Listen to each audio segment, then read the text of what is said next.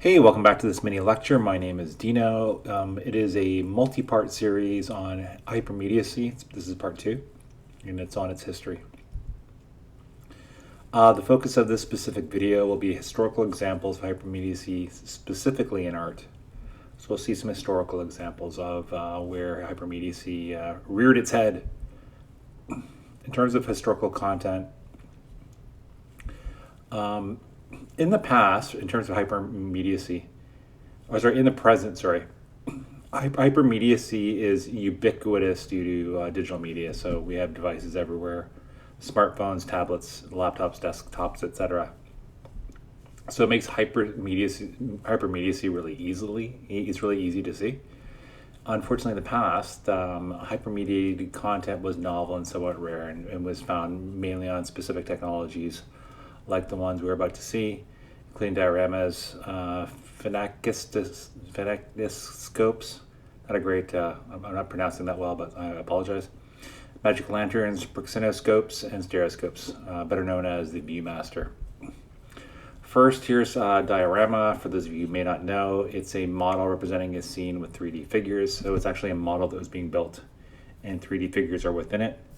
On the left, you're going to see one from the past. On the right, you're going to see one more from the present. So you can see how those are shown. Phenakiscope. It's the first widespread animation device creating fluent illusion of motion. As you see here, you look through the pinhole and you see the horse around the edge moving due to the spinning. I'll try to include the YouTube video. I hope I remember.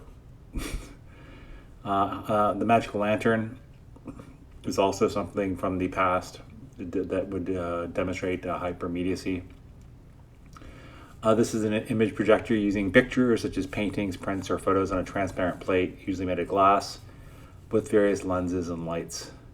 So you see there on the bottom, there's a YouTube link again showing it. As you see on the far left, there's an audience watching. In between them is a screen, and on the right is the person with the projector and images, plates, and light. Proxinoscope. It's an animation device using strips of pictures around the inner surface of a spinning cylinder. As you see on the left, you see that hand. There'd be a lever that the person would spin, and it would project out. The carousel or the cylinder would be what it would demonstrate, and you can see the image on the far right on the screen. Finally, stereoscope. It's a device to view stereoscopic pairs of separate images. It shows both the left and the right eye views of the same scene as a single 3D image. So it gives it some depth, or at least the perception of depth. So there's a YouTube video on the history of the Viewmaster there, and I will add it below.